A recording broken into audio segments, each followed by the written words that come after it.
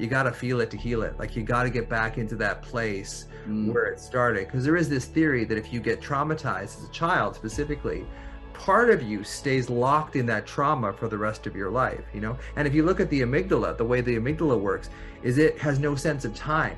So it will record pain and it will take you right back to that pain again, but it has no sense of time. So when you're triggered by something, it really doesn't feel like it's coming from the past. Like, it still feels like it's happening, because in a way it kind of still is in your brain.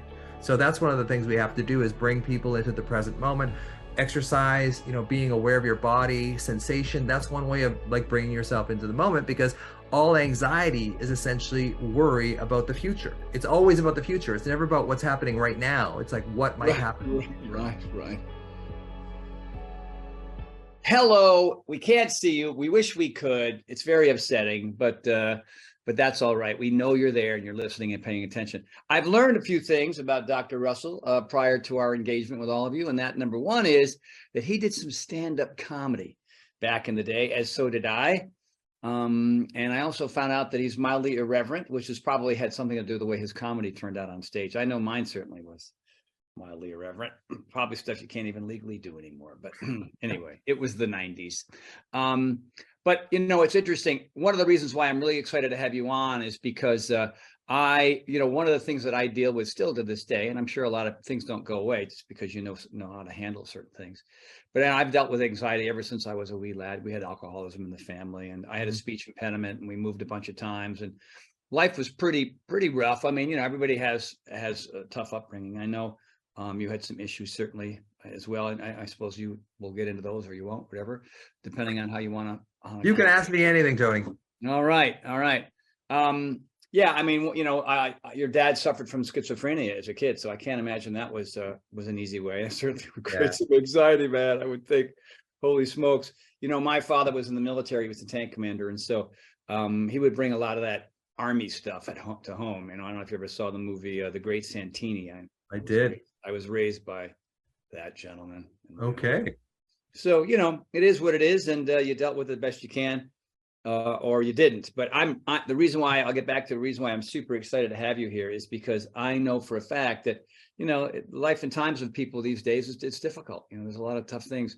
You're north of the border, we're south, we're a mixed bag down here, you know what I mean? And a lot of people aren't getting along maybe as well as they should, and that creates a lot of anxiety. So I just want to I've got so much good stuff here that I don't want to cover all your material, but I certainly do want to introduce you properly. So here, I'll just read this and then we'll get going. Dr. Russell Kennedy is a medical doctor and a neuroscientist with deep roots in developmental psychology. His award-winning book, Anxiety RX, is the #1 rated book on Amazon on the topic of healing anxiety. Dr. Kennedy is no stranger to anxiety himself, as he suffered from chronic worry. What are you and I the same guy? And health anxiety for decades. After 30 plus years of depending on doctors and psychiatrists and counselors and medications of all kinds with no relief, he decided that if he was to heal, he must find the solution himself. And he did. Well, welcome, Dr. Russ. This is super exciting. You know, we have about an hour, give or take. It's now 5:03. Okay. So, you know, and sometimes we go over, especially because I'll end up asking 95% of the questions, especially on this topic. Fine with me. So without further ado, my friend, super excited again to have you here. Welcome, and take it away, my friend. Yeah, I mean, I guess we can go a number of different directions. I think because of your sort of fitness background and stuff, you know, talking about the mind-body connection may be helpful, because I do think that anxiety fundamentally is a disconnection between our mind and our body. And I think exercise can bring us back to our bodies, or in a way it can kind of separate from our bodies. And I was talking to a friend of mine earlier, like she goes to the gym maybe too much, you know, 7 days a week. And she puts on her headphones, she gets on the treadmill and that kind of stuff. And I said, do you actually feel your body when you're doing this workout? And it's like, well, no, I kind of distract myself. She's got a trauma background too. So I kind of distract myself from the pain so I said, next time when you go in there, see if you can actually feel your body and connect with it while you're doing it, even if it's painful. because I think a lot of times with anxiety, we can use anxiety as an anxiety reliever, but we're not really getting ahead of the main problem if we use it as a distraction or an escape. The more we can use something like exercise or yoga as a way of connecting our mind and our body, the better effect it's going to have at relieving our anxiety. So how's that for an opening? I like, and I can relate to it a lot. I don't know if you've ever read John Rady's book, Spark. You know, he's, where is that book? It's right where I leave it. So I can reference it all the time. You know, I talk about this quite a bit. This is his book, you know, the effects of the revolutionary new science of exercise and the brain, right? So, and, you know, I used to work out sporadically, you know, just enough to look good enough on camera, you know, when I first started out. And I ended up, I came up with this term called exercise bipolar disorder, where, you know, when I exercised, and, you know, from the book you learn, and everybody who's watching has heard me say this 4,795 times, you know, you're releasing norepinephrine, dopamine, serotonin, brain-derived neurotropic factor, all the things that make you feel good as a result of moving physically, right? And so, you know, when I was a young kid and I was dealing with anxiety, I didn't move at all, really. I mean, I played some hoop and some tennis and stuff, and I maybe had some relief temporarily, but I didn't really understand what it was that I was doing that was affecting the way I felt, right? And so there were long periods where I did absolutely nothing physically, and I suffered greatly as a result. Not, you know, and I, you know, what did I do? I, you know, later on when I was a young guy, I would smoke weed or drink beer or whatever it took, you know. But now I understand the importance of physical activity. And I love what you said about, you know, some people just go into the gym or they go into their workout and they just kind of tune out, and they're not really paying attention moment to moment to what's actually happening and how they're feeling. And especially with pain, people are running from pain all the time, you know, whether it's physical, mental, emotional, or spiritual pain, through all kinds of means, whatever, legal or illegal medications. But yeah, that's a brilliant start. And sorry for interrupting. I just wanted to. No, whatever. Yeah, it's great. But yeah, that's kind of how we work it here, by the way, in these masterminds. There's a lot of back and forth. That way you don't have to feel like you have to kind of talk straight for the next 50 minutes. Sure. Yeah, man. So yeah, terrific. Well, that reminds me of something that now that you said that, because a lot of times when we grow up with a trauma background, or we're just really, really stressed, on some level, we feel like we're held immobile. Like some kids are actually restricted, like their parent holds them down and you know, hits them or whatever.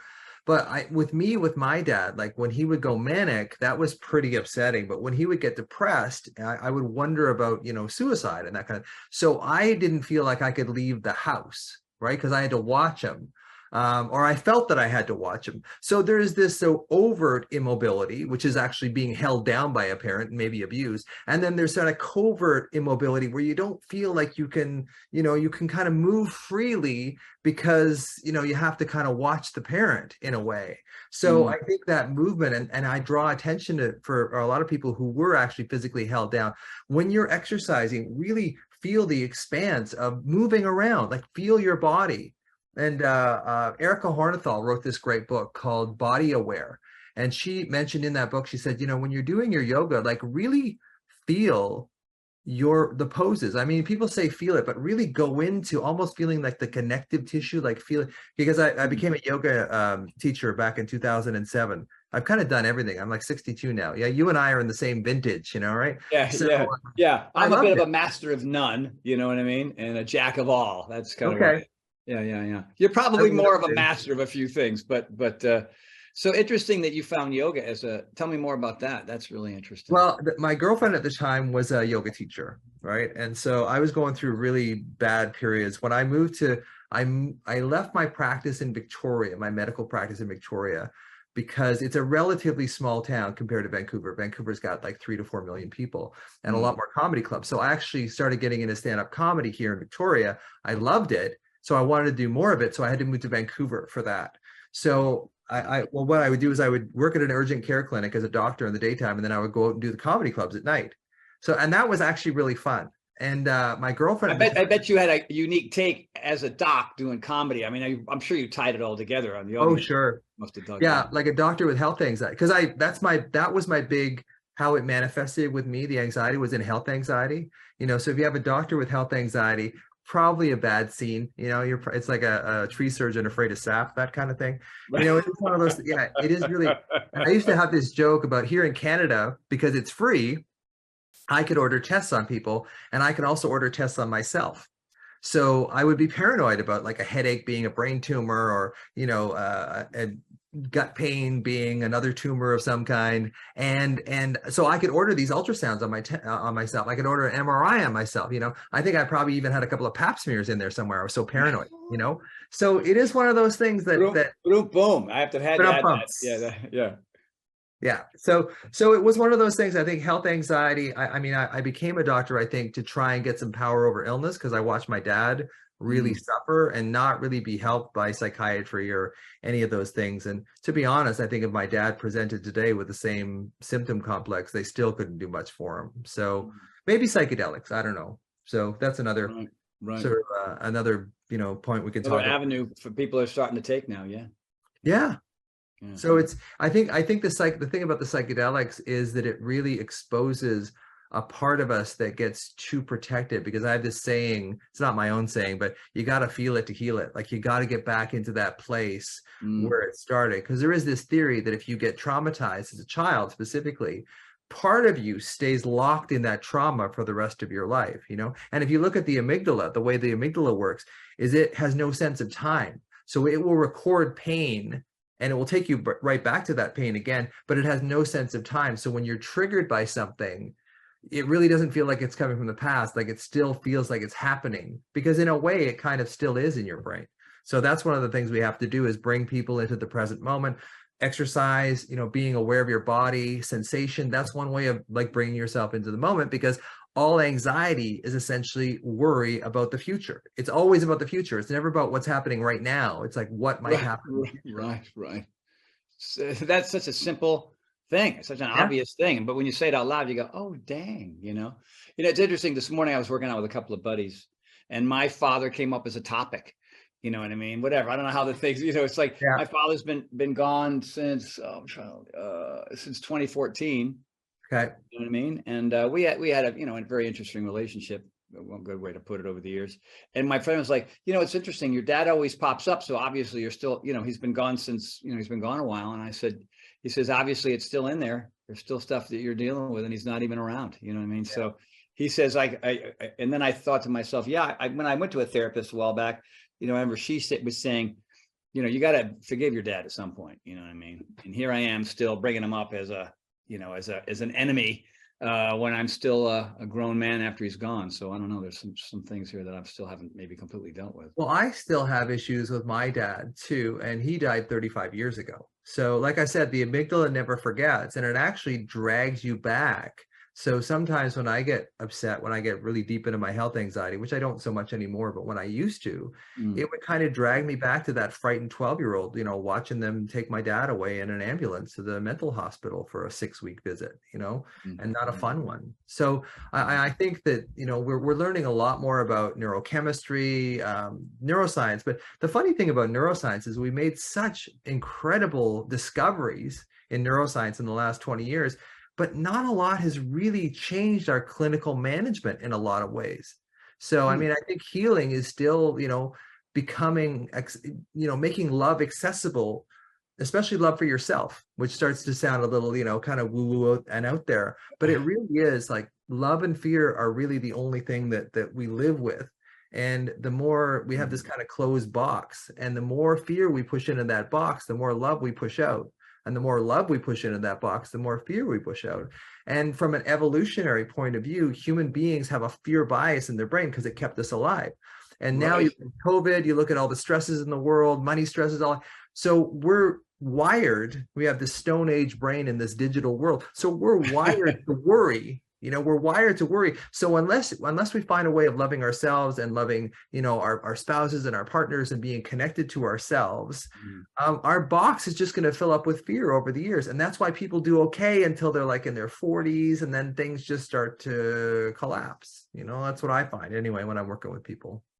God, you're igniting so many thoughts in my head. One of them is, and this is a term that I've made up, called, early onset curmudgeon disorder, which can lead to chronic curmudgeon disorder, which of course, in the end, what are you going to get? Terminal curmudgeon disorder.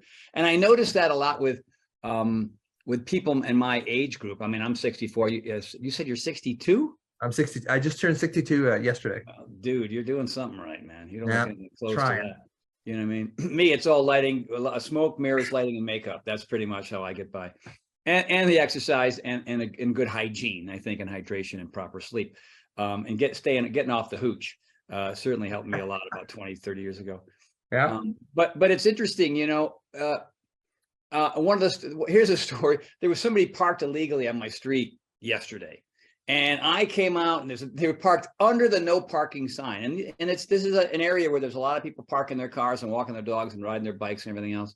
And my father came out, man, when I saw that truck, I was like, who? And they were parking the wrong way on the street, and they were like 4 feet from the curb. I thought, does this guy think he owns the world? And I got myself, you know, this is different than anxiety. This is just general making myself stressed out. And I'm walking out like, who the hell is this guy? And I was going to put a sticker on his windshield and go through the whole curmudgeon thing, you know.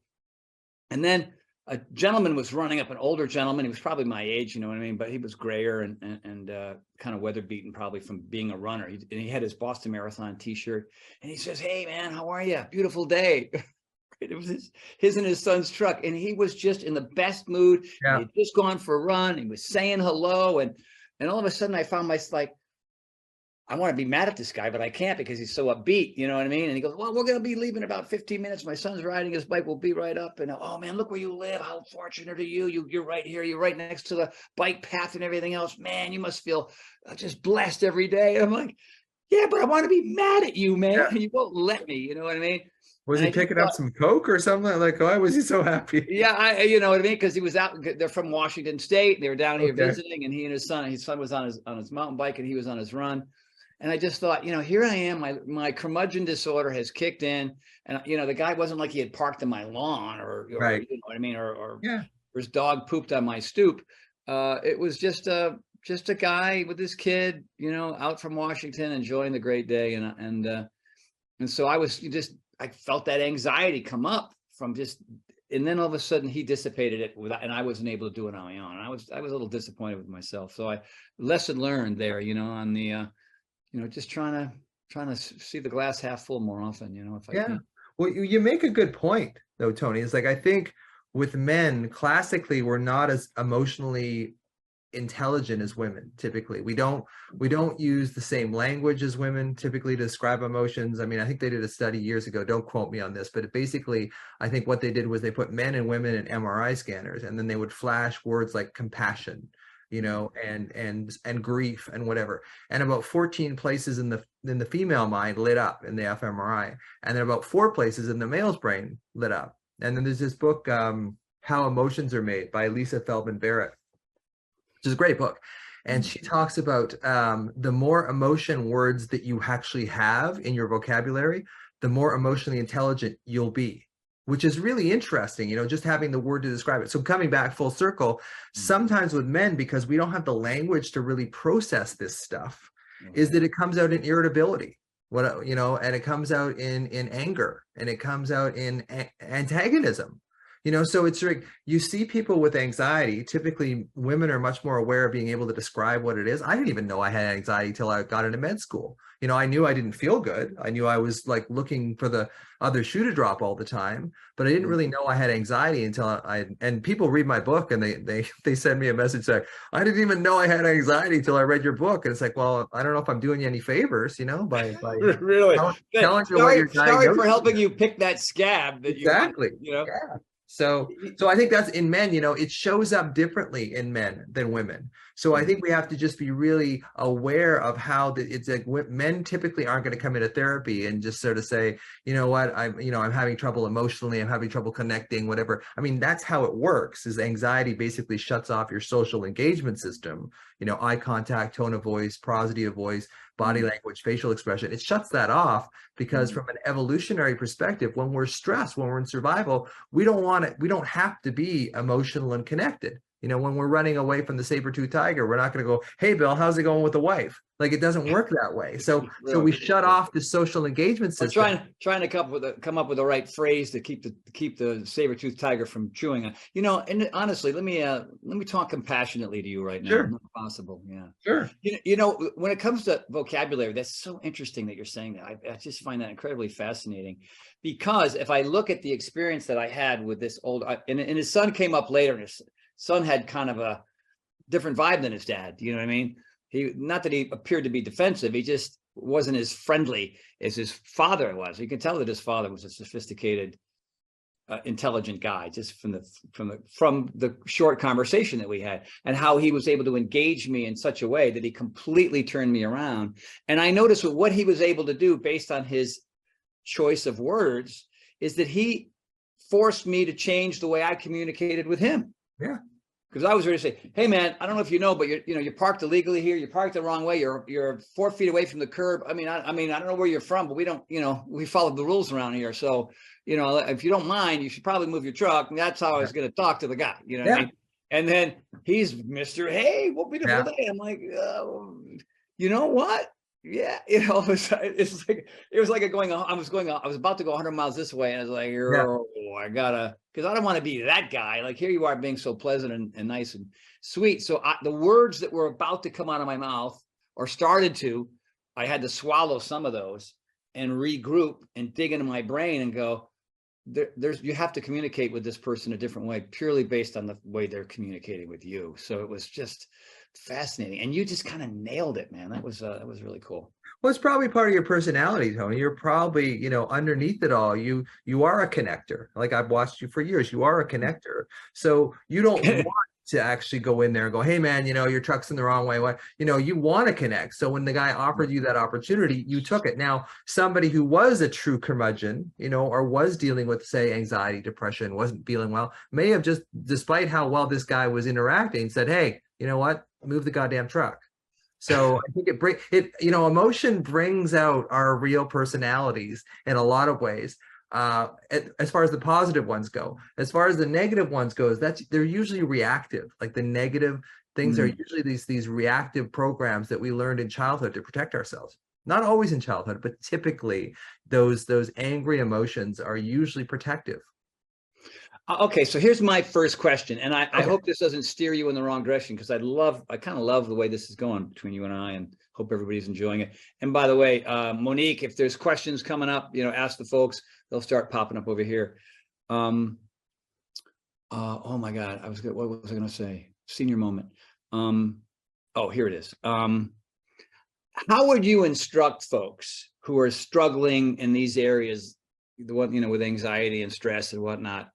I'll use myself as an example. When things are going relatively well, when finances are going well, and the relationship's going well, and the income is going well, and everything is going relatively well, where there's no real bumps in the road, man, I'm the most gregarious, upbeat, happiest, motivating, sweet, kind, thoughtful, great listener. You know what I mean? But man, you throw a curve, and I don't necessarily have the skills yet, right?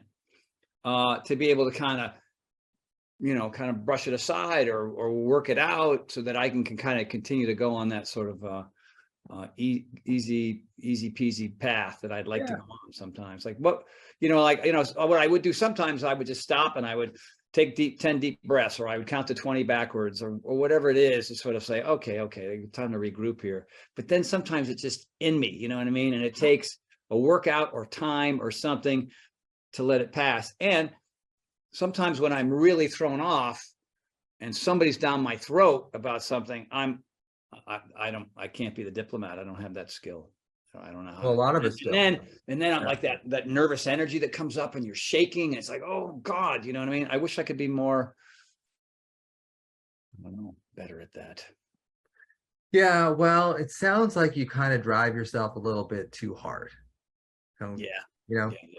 And I think that was probably a coping mechanism. And maybe it was on some level trying to sort of prove yourself to your dad, that kind of thing. And it works, it made you very, very successful. Yeah. And the problem with that sometimes is that these coping strategies that are very effective we wind up riding those until the wheels come off. Like we just never stop using them, and we're never really aware of them. So there's kind of our authentic self, like the real person, and then there's the reactive self. And the more trauma you had as kids, and I don't want to bring up trauma all the time, but it's most of the population that I see. Sure. The more trauma you have growing up that's not mediated by like an attuned parent, the more you become your reactive self rather than your authentic self. And that's why it's so important to have, two parents that are connected to you, because you can go through tremendous trauma as a kid, provided that your parents are connected to you. But if you have tremendous trauma as a kid and your parents aren't connected, or worse, the parents are the source of the pain,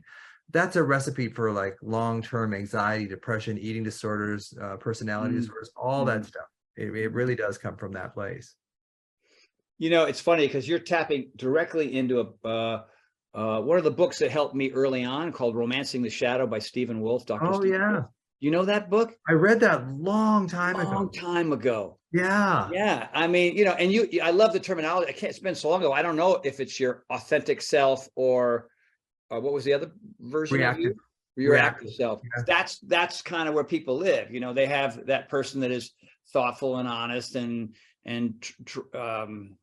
sincere and present and understanding. And then there's that other person who's what's the best way to describe that other person? One way to put it is, there's people who live in the real world who understand what's going on, and they're very clear about certain things, and they understand they understand the difference between the truth and conspiracy theories, and like they can see the difference between those two things. And so there's a greater propensity for them to be able to connect with more people and solve more problems and be less anxious and sleep better and not need meds and drugs and alcohol and porn or whatever it is their thing is. And there's other people who are just living in some version of their fantasy world because they don't want anybody in their life, friends, families, coworkers, to know that they're nuts. Maybe nuts is the wrong word to use, right? So they're like, everything's fine. And then then like 6 months later, they're in a watchtower with an M16. You know what I mean? But he seems so nice. Yeah. I don't know what happened to them. Yeah. You know what I mean? This is not the Harvey I recommend from school. I remember from school, he seemed like such a nice boy, Right. So, right. But I think, here's what I think too, is I don't think we're born with anxiety. I think we're born with a certain temperament. And a lot of sort of the theory is behind this is that we are born with a certain temperament. So we're born sensitive. I've never met anybody with chronic anxiety who wasn't born a sensitive child. Right. So I'll see families, one kid is anxious and nervous. The other kid seems to be like, whatever happened. So I think we're born with this sensitivity, this inherent, our temperament is sensitive, which makes us great communicators and connectors and that kind of thing. But it also makes us, feel like, I remember reading this book. I think it was Cheryl Paul's book, The Wisdom of Anxiety, that said we feel like a turtle without a shell in a bramble bush. Right. So we're just so sensitive to things. And then if you grow up if you're sensitive and you grow up in a family that's attuned and loving and caring, you'll do fine. But if you grow up in a family where there's a lot of trauma and you're sensitive, that's kind of recipe for mental dysregulation. You're describing yourself and me then, I guess. Yeah, absolutely.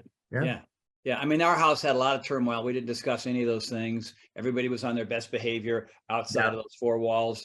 You know what I mean? And then we got back in those four walls and it was crazy. And then you had to go and pretend to be somebody, or pretend like everything inside there didn't happen, because you don't want the rest of the world to know that, there's all this craziness going on.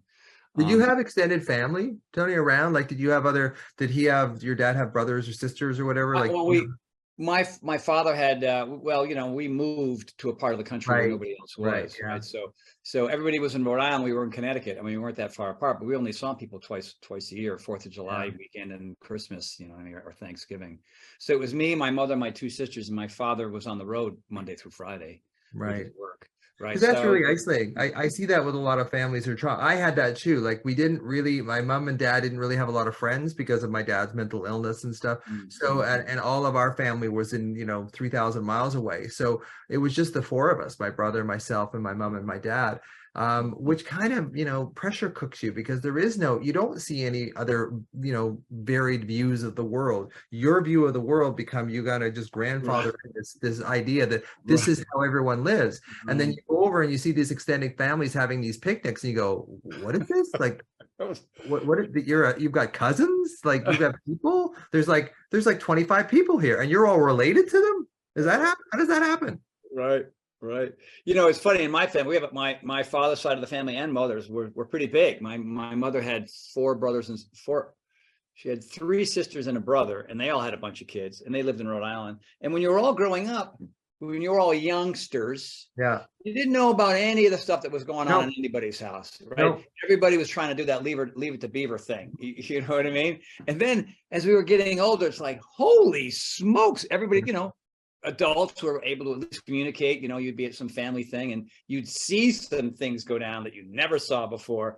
It's like, oh, I wonder how long that's been going on. And then, you know, when the cousins start talking about their parents and the aunts and the uncles, it's like, you too? You know what I mean? Well, you all have the same grandparents, you know what I mean? So exactly. yeah, so there was a sense, at least that way, you're like, okay, I'm not the only one. It doesn't make the, you know, doesn't make the trauma go away or the anxiety go away, because, you know, the one thing about me as a kid who moved 6 times, who had a speech impediment, who was not a good student, who was not a good athlete. I mean, you've probably followed me a little bit, you know, a lot of this Yeah, stuff. A lot of my fans know these things as well. Is that for me, you know, exercise was the saving grace, and moving 3,000 miles away from what was going on in the tri-state area and all the way to sure. Southern California. So I got to start from scratch, and I was pretty good at finding the right friends. I could tell the corner cutters and the wannabes and the Right. naysayers and the finger pointers and the people who are, you know, whatever, like, you guys aren't any fun. You know what I mean? Even when I was in high school and college, I always Right. gravitated to some very, very upbeat, optimistic, sensitive folks who, when you get to know them, oh, they had a lot of trauma in their lives as well. I mean, I was watching the Rock and Roll Hall of Fame 4-hour thing part of the day today, and I cried like 3 times. You know Yeah, what I mean? Like, I was like, some guy was doing a guitar riff. It's like, he's so talented. yeah, yeah. Gosh, you know, my wife looked at me like, geez Louise, you know what I mean? So with all that, there's also the opposite of that. And it's interesting to hear from you saying that, yeah. I mean, if you've got, like, if my friend Scott Pfeiffer, just a wonderful guy. He's you know, he's saved 138,000 orphans around the world. Wow. He had like the idyllic family growing up. His parents were loving, they hugged him and they kissed him and they got along great. And his brothers, they had like this, you know, they had that thing that you thought everybody Yeah, had. Then you learn later that nobody has that except for Scott Pfeiffer and his family. exactly. Yeah. You know what I mean? Yeah. So he's such a, you know, it's interesting. So anyway, go Yeah, on. I mean, I think that inherent sensitivity shows up in different ways. Some kids turn inward and they become very introverted, and where others, they learn, like, if I'm extroverted, if I'm funny, because I had quite a sense of humor growing up, so I was the funny one in the class. So that's how I kind of got caught. But you know, like you, I was kind of slight when I was so, you know, you go to the pool, you're 13, 14 years old, you weigh like a buck 30, you know, you're under 30, you're skinny as a rake. And then Yeah, yeah, yeah. my friend Don and I, we started working out at university when I was about 19. And then in about 2 years, I had put 35 pounds of muscle on my body, and it looked like unnatural. I wasn't a bodybuilder, but it just was too much muscle, you know, when I look back at the pictures.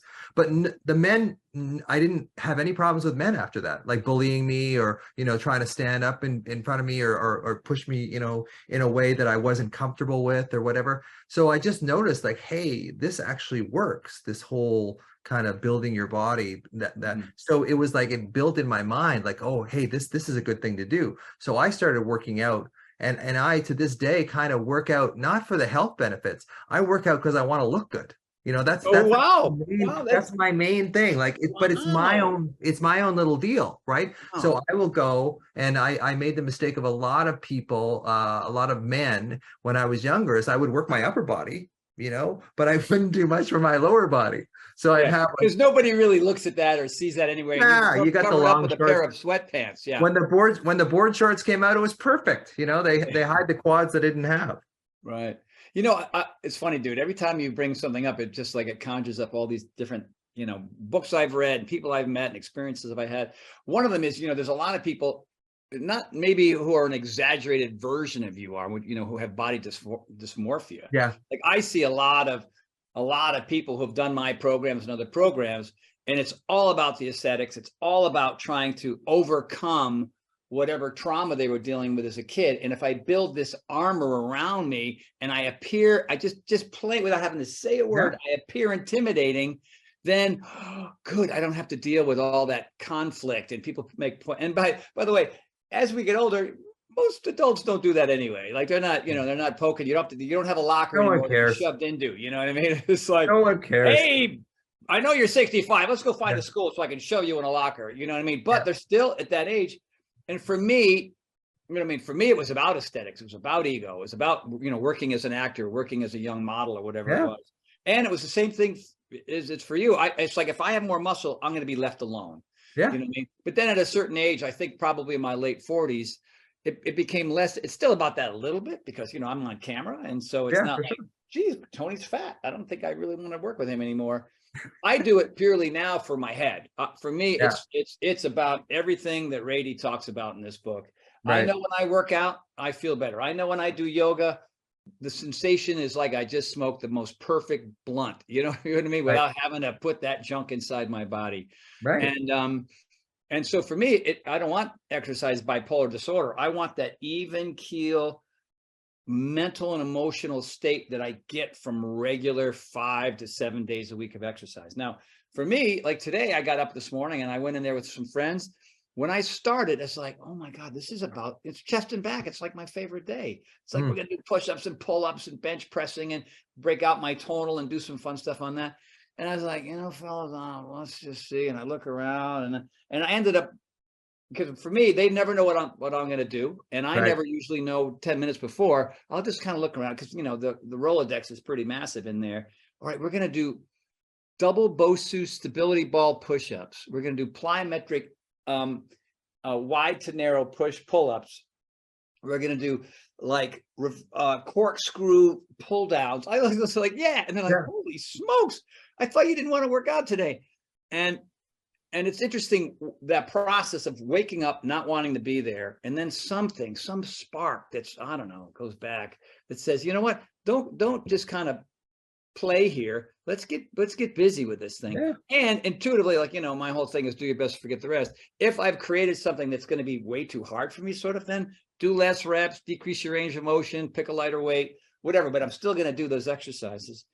And it ended up being one of the best workouts I ever came up with, and I just felt accomplished afterward. And that feeling goes throughout the rest of the day. Now, if I hadn't exercised or I really kind of taken it easy and all we did was just like whatever, bench press and something simple, I don't know if I would have had as much energy and felt like I kind of attacked my day. And that's what exercise has done for me. The aesthetic is great. I know that I got a good pump and I know that I burned a bunch of calories and I built some more muscle today. And I know I'm going to be sore as hell tomorrow, which is a nice feeling at 64. A lot of the people in my life look like my grandparents. I know. It's crazy. I know. So, yeah. Yeah. So, what you're describing there is dopamine, right? So basically novelty gets really fired up by dopamine, intensity, and something that you have a past history of success with. So you've got a lot of past history of success with fitness, right? So when you get there, you sort of feel a little sluggish or whatever. But once you get into it, and once that dopamine, because I used to have this thing with myself, it's like, okay, go to the gym, just go there for 5 minutes, just go in, do a couple of curls, just get yourself there, and then go home if you want. And universally, once I got there, it was like, oh, okay, well, I can do another 20 minutes or half an hour. And it turns out to be an hour decent. Some of the days weren't the greatest workouts, but at least I got there. And then once you get into it, your own dopamine starts to fire up. And, dopamine can be a really powerful chemical. We can overdo it as well, with social media and, addictions and all that kind of thing too. But in general, it's really what keeps us going and keeps us motivated is dopamine. Serotonin is great too, but serotonin's kind of like that, oh, I just feel so contented with my life. I just feel so relaxed. Right. But you're not going to get shit done, if you're sitting on serotonin all day. Right. Well, according to Rady, that's they call it miracle growth for the brain, where you, like, yoga does that. Yoga sort of stimulates both. And so it's just one of those things that you can do for yourself that releases all these different kinds of chemicals. So you're feeling both those things at the same time. You feel awake and alert and ready and present, but you also feel chill. You know what I mean? And it's interesting. What I love about exercise, which I used to avoid like the plague because of the physical pain of it, you know what I mean? Especially Sure. when you're not fit and you're trying to get fit. That's And just you're getting that. older. Yeah. Yeah, you get, well, I mean, I did it briefly in college, and I came out here because I wanted to work more and I wanted to meet women. That was really my whole thing then. But I noticed that now I don't deal with a lot of the anxiety that I have. It doesn't last as long. I don't ponder it as much. I don't Yeah. lament as much. You know what I mean? I can, and mindfulness and meditation has saved my life. I mean, I got really sick almost 6 years ago now, I guess. Yeah. Ramsey Hunt syndrome. Yeah. Ramsey Hunt syndrome. Yeah. I'm meeting with Gabby Reese, name dropper. Oh, I did her podcast. Oh, you did? I'm doing hers tomorrow. Yeah, I love Gabby. She's great, and she's Yeah. Oh, she's that's such a great. kind person in general too. Oh, Like I'm glad to know that before I meet she's her just tomorrow. such a super person. Like one of my favorite people that I've ever met is Gabby Reese. She's amazing. How exciting. I will tell her you said hello. Absolutely. Yeah, I mean, she lives up the street, so I'm going to go Yeah. to her house and do it there. Yeah, I don't know how I brought that up, but yeah, I mean, in the old days, and that just comes from experience as well. Like if you have enough experiences, like being on camera when I first was on camera, a 12 on a scale of 1 to 5 of anxiety. It's just like, I'm going to screw this up, and this is so scary. And that little plastic metal and glass is going to murder me, or I'm going to embarrass myself. And like meeting her, I mean, I've trained Billy Idol and Tom Petty and Stephen Stills and Bruce Springsteen. So I had those experiences when I was younger. I mean, it's been kind of a fun ride for sure, but it's still like the guy with the truck in the street. He's the one that makes me crazy. But doing an interview with Gabby Reese will be fun. Oh, she's great. Yeah. Oh, that's great. I'm glad to know that. Very cool. So I guess there's a couple of questions or yeah, whatever. let's see. I have been having these anxiety panic attacks with public speaking and presentations. Now it's happening when I'm on podcasts or Zooms. When I have to speak, it's happening live. How can I stop this? Okay. So here's a little thing that I teach my anxiety people, and it's based on Huberman. Like he talks about the physiological side. Andrew Huberman, great podcast, great guy. And so basically the physiological side is 2 quick sniffs in through your nose and then a slow exhale through your mouth. So it's like, now with my anxiety people, they tend to get anxious. And when you get anxious, the anxiety starts breathing you. You're not breathing your anxiety anymore. It's breathing for you. So your chest tends to get shallower and shallower and shallower. And as your chest kind of narrows and constricts, it sends a message up to the brainstem, the bottom part of your brain that kind of controls your body. Hey, we're in danger. Now we may not be, but it's just a natural kind of thing. And I think it comes from evolution. If you're hiding behind a tree and there's a lion on the other side of the tree, you want to stay still. You want to breathe really shallowly. Like I think that's where it comes from. But unfortunately, what that does is it starts building up CO2 in your system. We have these chemoreceptors in our brain that pick up the CO2 that says, hey, more danger. And if there's no danger in your current environment, you'll make it up. So you get into worry at that point. So it's really what I do with people is I get them to do 3 really deep breaths through their nose, like really expand your chest, hold it there for about 3 to 5 seconds, let that CO2 build up a little bit, and then close your teeth and breathe out and make a hissing sound. And as you're making a hissing sound, you imagine watching a tire in your mind's eye go from overinflated to deflated. So it looks kind of like this. So you go, hold,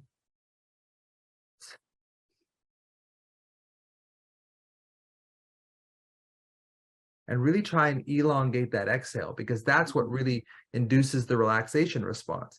So what I do with people that have public speaking things is I say, go into the bathroom, do about 5 or 10 rounds of this, and I guarantee you it'll calm that sympathetic fight or flight nervous system down. You'll get your prefrontal cortex back, because when we're too worked up on dopamine and norepinephrine in our brain, it shuts off our thinking brain. So we can sometimes freeze when we're doing presentation. I remember when I started doing stand-up, I was absolutely petrified the first 200 times I went on stage. Right.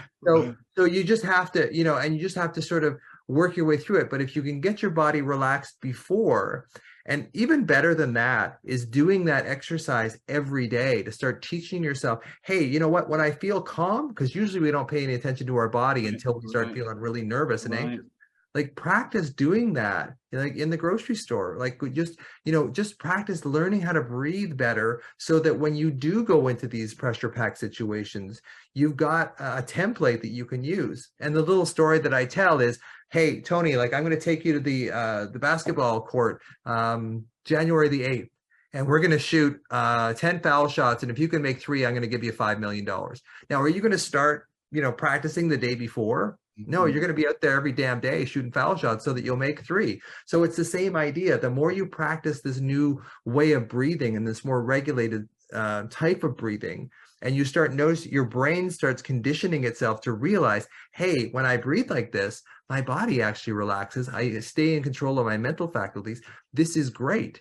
But if you're just going to do it just before, it'll work, if you just do it just before events. But if you start training yourself on a daily basis to do this little breathing exercise, when you need it, it'll be there for you.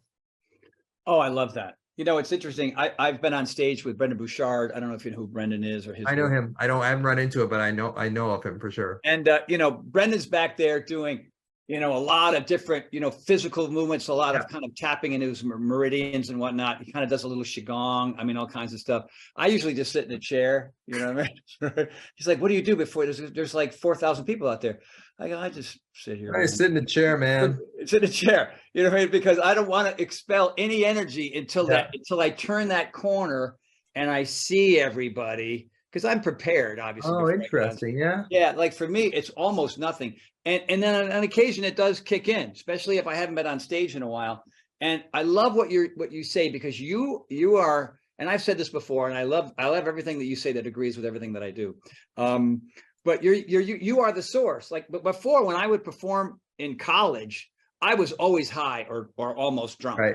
I wasn't drunk, or I wasn't super high, but I needed to use a fake source to calm me down, to get the dopamine or whatever I needed to get out there. And that just, then sometimes it's like, oh, I'm halfway through my bit and I'm so high that I don't know where I am or what I'm doing. Yeah. It was really hit and miss and really tricky. And, it didn't always turn out well. And what, for me, like yoga for me is the thing that's physical meditation. So I get not only I don't, the science behind it better than I do, but the movement itself, right, generates those deeper breaths. And you know what I mean? And that way, when I get out there, I feel loosey-goosey and ready to go. So this is a great question. Your answer is so spot on. And I learned this about myself recently, that I'm a crisis meditator. You know what I mean? One of the things I'm still working on is being more consistent with it. Now, I get up in the morning and I do my box breathing, and sometimes at night, if I can't fall asleep, I do my box breathing. Mm-hmm. You know what I mean? But I know I can be better, and I know I can be more consistent. And that way, when something comes up, and for me, the reason why I can get up on stage without having to do anything beforehand is because I've done it so many times, 1,000 plus workouts, and I've been in front of like 26,000 people at one time. So it gets a little bit easier. It's like the more you do, the better you get, kind of thing. So you got a positive association with being in front of people. So you will release endogenous opioids from your periaqueductal gray, which is another part of that brainstem. You'll release dopamine because you're on the right track. This is going to go well. And that's what's going to keep you going. And both of those chemicals will actually keep you moving forward into growth, as opposed to when we go into victim mentality. This is going to go terrible. This is going to be horrible. I can't believe it. That's going to show. Then basically what we do is we start secreting norepinephrine and cortisol, which basically puts us into survival physiology. So whatever attitude that you take towards it, your brain will support that. So if you move into victim mode, if you move into, oh my God, your brain will support that by giving you cortisol and norepinephrine. But if you move into it, and if you actually just lean on the balls of your feet and if you lean forward, you'll start creating endogenous opioids like runner's high, basically, and dopamine, which will support you in your growth. So it's, it's like that old saying, it's like whether you think you can or you can't, you're right, because your brain will support whichever one. If you want to go into protection, it'll support that. If you want to go into growth, it'll support that. And that's where the cognitive kind of piece comes in, and you kind of, feel the fear and do it anyway kind of thing. Well, as somebody who's been up on stage trying to do comedy, trying to get people to laugh, it's different than giving a speech when you're talking about whatever it is. It's like your existence is nanosecond to nanosecond, because you set it up, maybe there's an act out, And then there's that punchline and the tag. And if it's just crickets coming back at you, then, there's only so many seconds of that or jokes that where you're like, oh my God, here, this is not working at all. Or what's going on with me tonight? Because you can do the exact same act 2 nights in a row and you're going to get 2 different reactions. Absolutely. So one thing I think the reason why I'm fairly comfortable with it now is that my vocabulary is 10 times what it was when I was younger. So, now I can dig through the repertoire of different words, whatever it is. And that variety of words will help me kind of make my point. I mean, one thing about being in front of a camera, teaching people how to exercise is cueing, because their head is down, they're turning sideways. I have to come up with the right combination of words so that they hear what I'm saying, so that they do the exercise properly. And I would tell this person also, other than, maybe just some sort of meditative practice prior, which is just brilliant and easy and simple and helps, is like, for me, it was doing improv. It was going to acting classes. It was doing scene study classes. It was getting up on stage and doing comedy in front of strangers.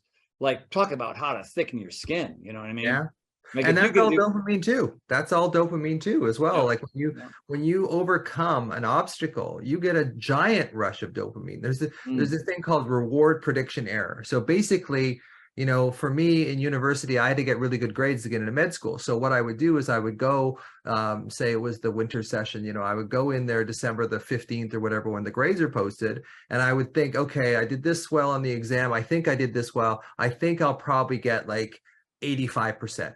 Right. So I walk in there and I hit, and it's like 91%. It's like, oh, reward prediction error. I thought it was going to be 85. It was 91. So I get this huge spike of dopamine. Makes me feel great. Now, if I go in there and I find out I got 79, then I drop. And not only do I drop below the baseline that I was at before I was even anticipating the grade. So it's really that reward prediction error. When you think something's going to be good, and that's why people, don't tell someone this is the best movie you've ever seen, because you set the bar so they don't get the dopamine. They don't get that, oh my God, this is so amazing, right? So and even you probably would have liked the movie, but you had such high expectations that you ended up not liking it purely based on how somebody talked it up.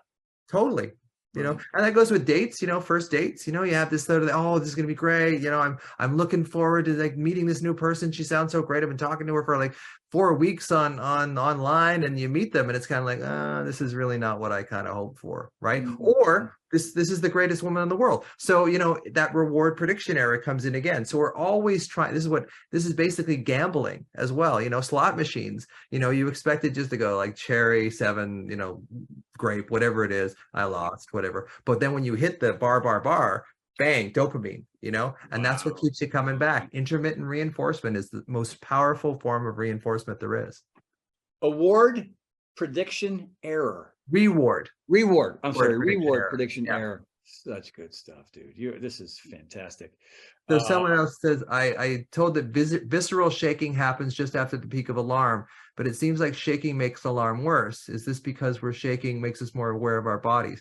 No, I think what happens with shaking is that we have both parasympathetic and sympathetic nervous system, right? So the parasympathetic is commonly called rest and digest, and the sympathetic is called fight or flight. So what happens in trauma is both of those nervous systems get activated at the same time, because they're supposed to be a teeter-totter. It's supposed to be when your sympathetic fight or flight is up, your rest and digest is down, and vice versa. When your rest and digest is up, your sympathetic is supposed to go on. But those of us kids that raised with trauma, we learn this co-activation that they both go, and like having the gas and the brake at the same time. And when you do that, if you can imagine that happening at the same time, that's where a lot of the shaking comes from. That's what I believe. We never really been able to show like neurophysiologically where the shaking comes from emotionally, but that's my guess. It's a good guess. Yeah. And I think,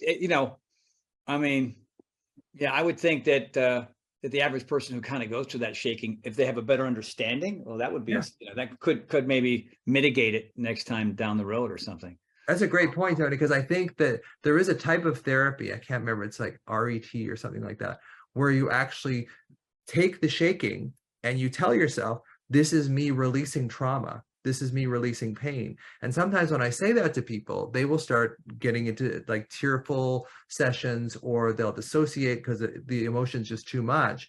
But I think that that shaking, and Peter Levine, the inventor of somatic experiencing, talks about this, like when a gazelle escapes a predator and runs away, like it'll shake for about 20 minutes just to discharge that energy, and then it goes back to eating whatever grass it was eating before.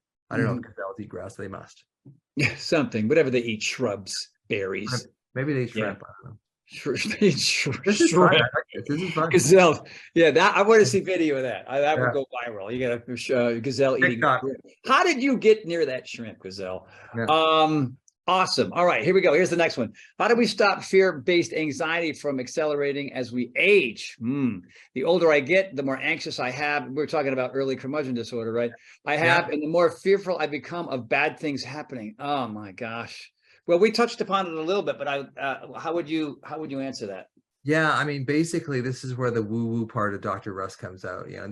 This is when I have my background in developmental psych and neuroscience and medicine. I've got a little credibility on that side, so I can start going into the woo side. So I think really a lot of chronic anxiety is the child in us that was traumatized. Not that everything is trauma, but most of the people that I see were traumatized as children. So it's basically looking back, and you find that child. And as I was saying earlier about the amygdala, has no sense of time. So when we go back into fear, chances are you'll go back into that fear state when you were 4, 5, 6, 12 years old. It's the same kind of feeling. And if you look at the way the brain works, the insular cortex part of the brain that kind of translates the mind to the body and the body to the mind, I think we make these programs when we're younger and our body feels this certain, pain. I know when I was coming home from school or whatever, and my dad was going through a shaky period, I would get this sensation in my chest, and I still have it to this day. And I don't know for sure, but I think it's the exact same sensation that I have now when I get alarmed when there's uncertainty. So I think we can use that sensation in the body. So to answer the question, I think find the alarm in your body, which is basically, I get people to sort of, I'm shortening up this quite a bit, but basically take a few deep breaths, close your eyes, feel your butt in the chair, or feel the surface of the support of the surface that you're on. Just relax your shoulders, relax your jaw, and then bring to mind something that creates anxiety for you. And then scan your body and then sort of see where it lights up. A lot of people will show up in their throat. A lot of women that I deal with who had narcissistic or demanding parents, it'll show up in their throat, because I think they wanted so badly to say, hey, stop doing this, and they couldn't. Abandonment issues kind of show up in the heart area, and stuff like not getting enough to eat or being abused will often show up in the gut. These are just sort of general kind of pictures, but find the alarm in your body, because this is where it gets woo. Because I believe that alarm in your body is your younger child, is your younger wounded self asking you for your attention.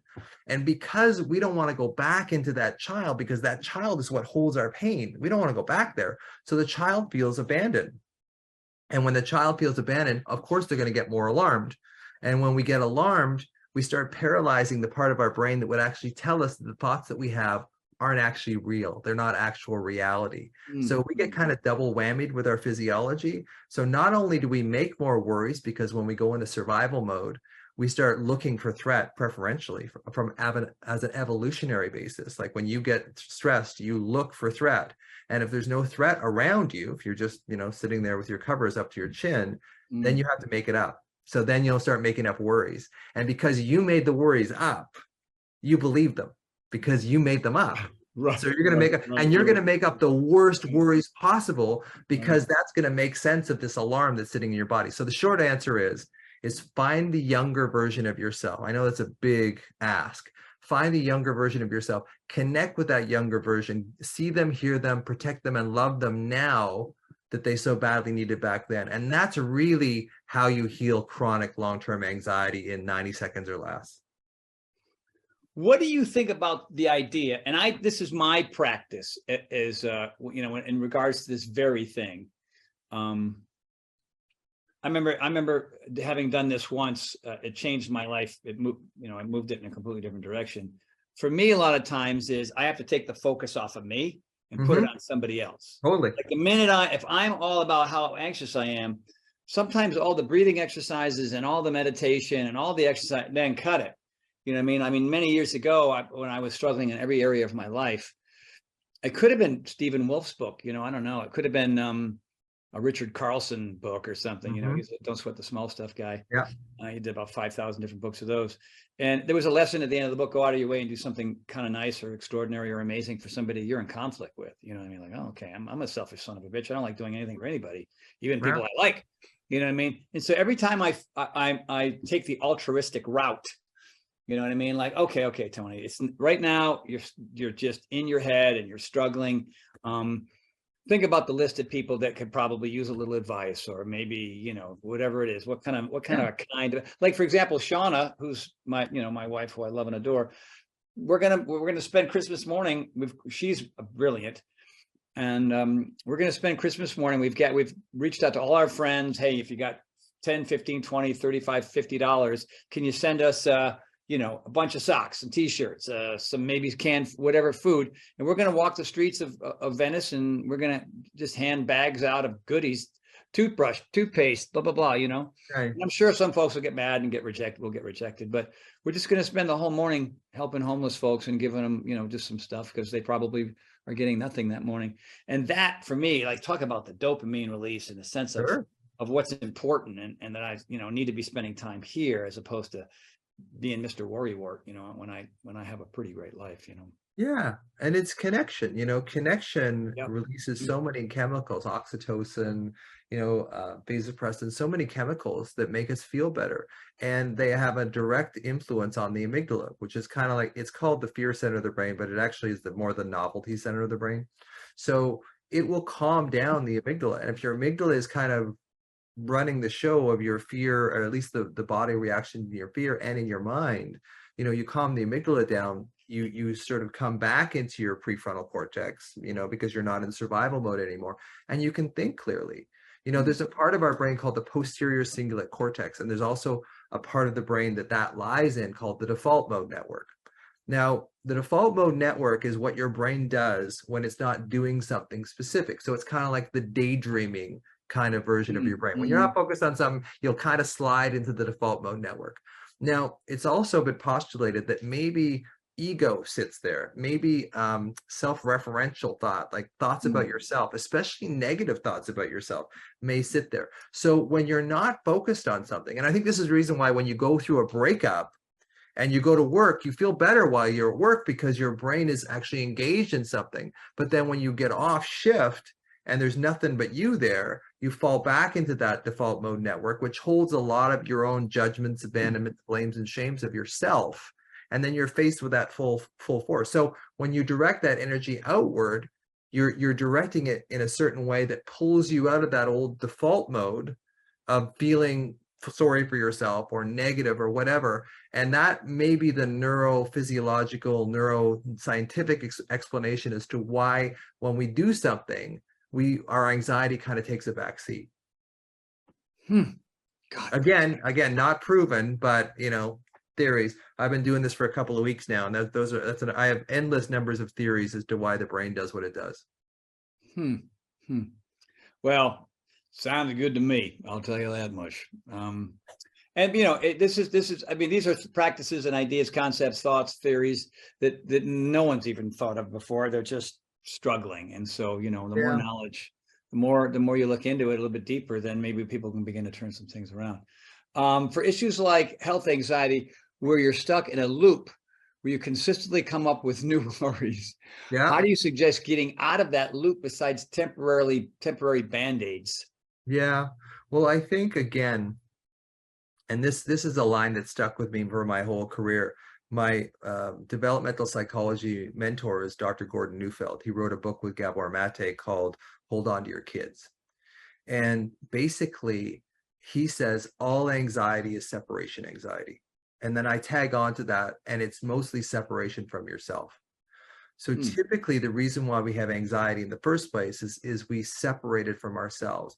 And often that happens in childhood. So often when you know, shit's going down in the hood in your house, kids don't tend to blame themselves or kids blame themselves, they don't tend to blame their parents. Right. So we Right. start developing this negative self-referential thought, which is maybe where this posterior cingulate cortex thing comes in. And when we get into that loop of looking negatively upon ourselves, we split from ourselves, which creates this tremendous amount of alarm in our system. And the thing about worry is worry kind of makes the uncertain a little more certain. So if you have a headache and you think, oh my God, this is a brain tumor, you've taken this uncertainty, which typically for us with uncertain childhoods is excruciating, and you look at worry as a better option than to just leave something uncertain because of how painful uncertainty was when you were a child. So what we do, that's what worry does, is worry makes the uncertain a little more certain, but the price we pay for that is we believe our frickin' worries, and then we just make things so much worse. So it's learning that I can stick with this anxiety, this alarm that's in our system, in my system, without adding thoughts to it. Now that takes practice. And it's also, like I said earlier, maybe this alarm is that wounded child that didn't get seen, heard, protected, and loved. And now your job, instead of going off the deep end with health worries, is how can I find this alarm in my body and use that as a conduit to connect with that child? Because that's the source, that's the engine of your anxiety, is that child in you that didn't get seen, heard, loved, and protected. So if you can start doing that now, instead of getting caught up going down the rabbit hole with all these negative worries, but again, because worry makes that certainty loop a little stronger, it's addictive. Like worry is very addictive. So it does, for a millisecond, make you feel a little bit better. And that's all the brain needs to do to keep worrying. So that's why health anxiety, social anxiety, any of those things that you start making a story about, that's why you get into the runaway train. Because as soon as you get the story, you're gone, because you'll just believe the story because you made it up. And then you've got all this alarm in your system anyway, so it makes sense of that. And then you just get caught in this never-ending story. So what I tell people is, and this is Bessel van der Kolk, in The Body Keeps the Score, is like, we're not teaching people how to get rid of their health anxiety or their social anxiety. What we are teaching them is to acclimatize to the sensation in their body so that they can allow themselves to feel it and draw some attention into sensation, some breath, some connection with yourself, which is a much better use of your time and energy than going up into your thoughts. And even though those thoughts are very seductive, because I think you do secrete a little bit of dopamine with that certainty that you get from worry, but it just winds up cycling you in deeper and deeper and deeper into a hole. And the first law of holes is, when you're in one, stop digging.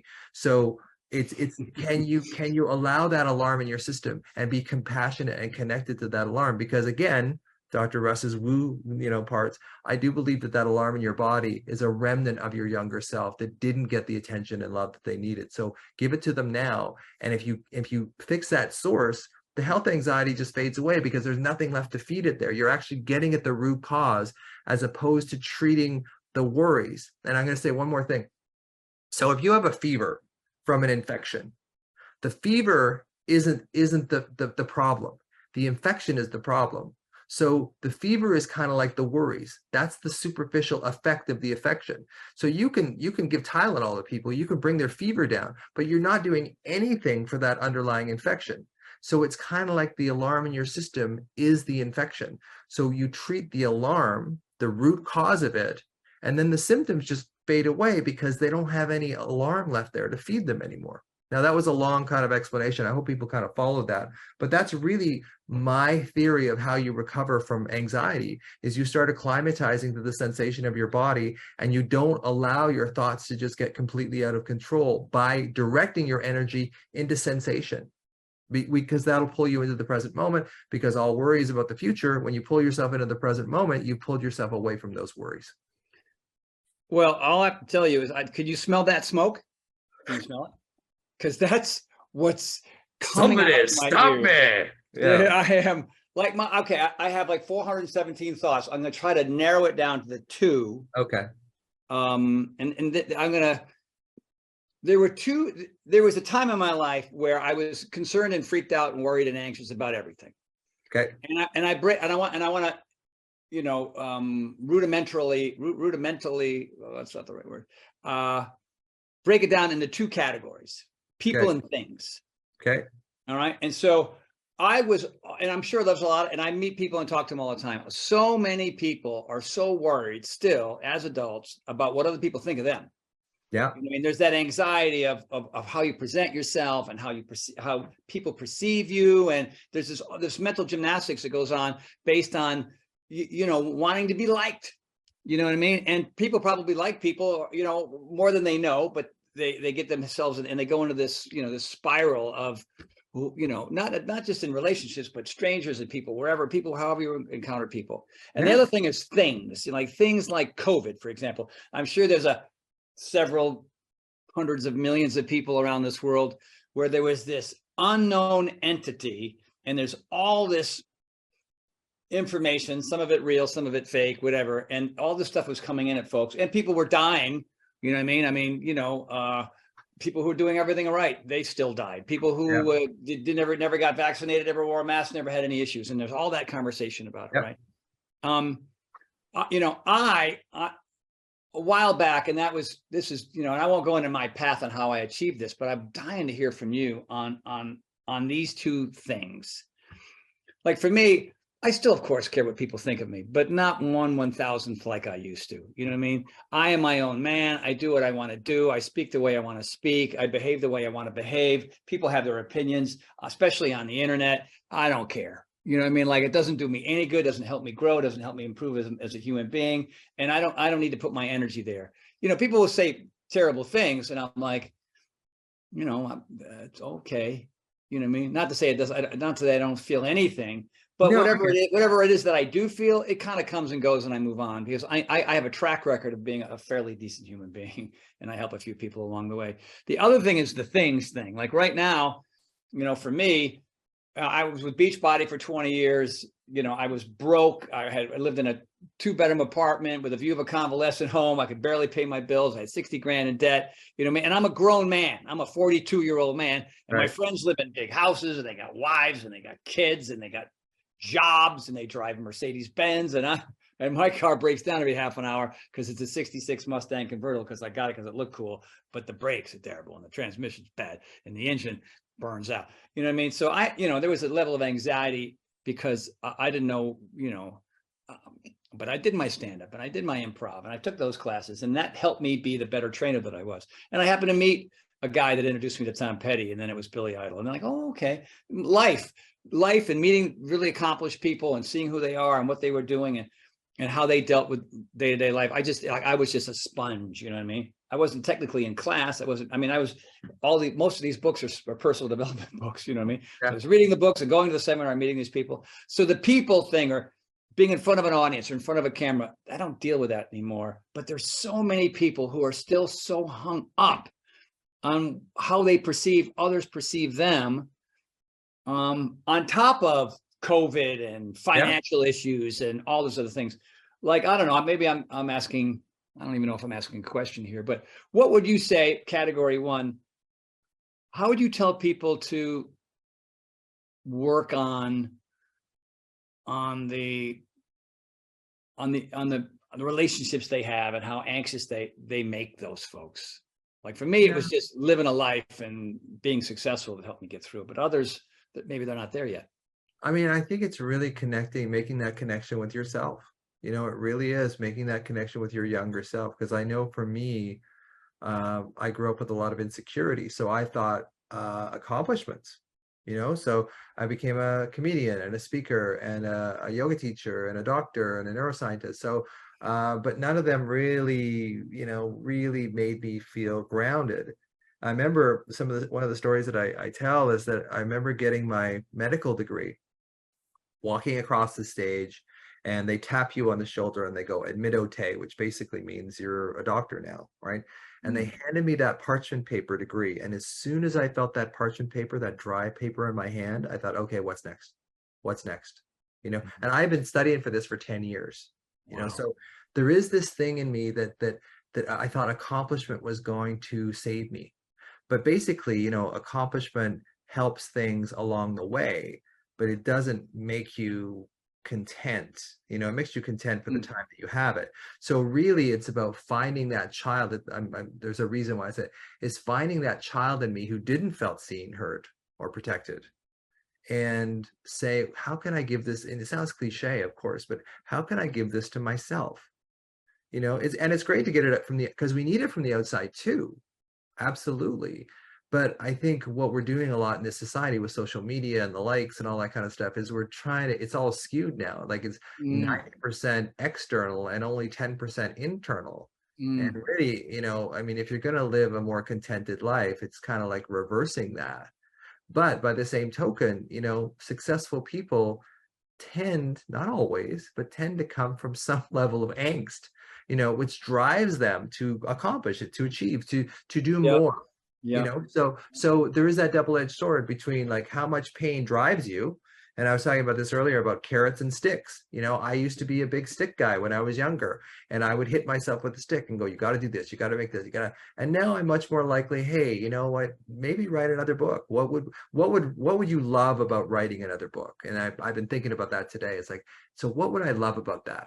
And I go into that in my mind. It's like, and then I get my dopamine and my and my opiates. It's like, yeah, that might be kind of fun. But it's really about, and I think as we get older, we naturally gravitate to this, like getting connected with our younger self, and external stuff doesn't mean so much anymore. But a Right. lot of people never get out of that. And especially in the media environment that we're in today with all the likes and, external, everybody's, this is great. And, don't compare your inside life to someone else's outside life, because, everybody's going to present. There's a lot of people on social media that have these amazing lives and kill themselves. So, it's an illusion, Yeah. it's really an illusion in a lot of ways. Well, the other thing too that I think that I do personally, because you're like with all different, especially when you're in the spotlight a little bit. I am obviously, and so I have an Instagram and Twitter and Facebook and Yeah. TikTok and YouTube, and then with that comes comments. You know what I mean? Likes and smiley faces and nasty things and nice things. Yeah. It's like initially I used to get in there and just spend half an hour fighting people. I'm like, Horton, leave it alone. You don't need to just say what you need to say, and don't need to go in there Right. and mess with that. And I think you're right, though, that the internet has exaggerated times 50 people's insecurities about how they relate to people. And, there's all these strangers that they're causing all this anxiety in people who would never have met them in the first place. And so I guess the thing that I've been able to do since, which I think I never even said this out loud before, but I think that my relationships that I have, the people that I've selected to have in my life, are just, they got their problems and they have their issues and they have their anxieties, but I just so enjoy their company. Like my workout crew, if you're ever down in LA, you are welcome here till the end of time. All right, man. You know what I mean? I got a feeling that we'll have a lot of fun. And my crew, you're like, dude, you got a great crew. These are fun, smart, silly, and, great people. And I think when you've got that, especially, when you grow up in a household where it's just your two sisters and your mom and your dad's gone, and the only time you see him is when you're carrying his golf bags on Saturday and Sunday. Right. I mean, like, you don't have much of a reference. And thank God what helped me together were those 5 other guys that I'm still close to today that I had in high school, and that handful of guys from college that I still, communicate and hang out and talk to on occasion. And the people that I have in my life now, it's like, yeah, you guys are all solid and you're all really normal and you're all living the real world and you don't believe in silliness. And yeah, I trust and understand who you are, and I love who you are, and I'm pretty much sure they love who I am, and that keeps me from thinking about all these other folks I'll never ever meet who have opinions about me. So, Yeah, I mean, Brene Brown has a great talk about that. She says, I no longer take criticism from the cheap seats. Right? Like if you're in here doing the work and that kind of thing, sure, you've got stuff for me, and I love hearing from other therapists who sort of criticize my work and that kind of stuff, because it gives me a chance to defend, and right. I love defending, I make these crazy theories that go against the traditional kind of therapy model, and people say, no, that's not right because we've got all this evidence-based stuff. It's like, well, kind of in my experience, and then I sometimes I can be a bit of a dick. Sometimes I'll say, saying, well, if you look at the bed nucleus of the striatum terminalis, it seems to be really, really involved in the body and anxiety when there's uncertainty. So what I think we can do is if we start calming the basal ganglia somehow, maybe using the anterior cingulate cortex, maybe meditation, whatever. It has an influence on the amygdala, on the default mode network. And I sort of go into that. So my little defense is to kind of go hardcore into science. Hardcore into your level of knowledge. Yeah. Well, yeah. And it's hard for people to kind of, come back to that. Now, a lot of it, I just make it up, right? It's like, sounds good. I don't know if it's true. Well, hey, look, I mean, you go to, there's how many different kind of chiropractors do you go into, and there's a different technique from all of them. I mean, you start from where you went to school, right? You graduated from college, from I was going to say law school. Oh my God, from med school. Med school. Thank you. Doctor school. Grr. Doctor school. Yeah. I never graduated from college. I'm still 6 credits short, but I'm sure but in my early 80s, I'll finally get in there and finish.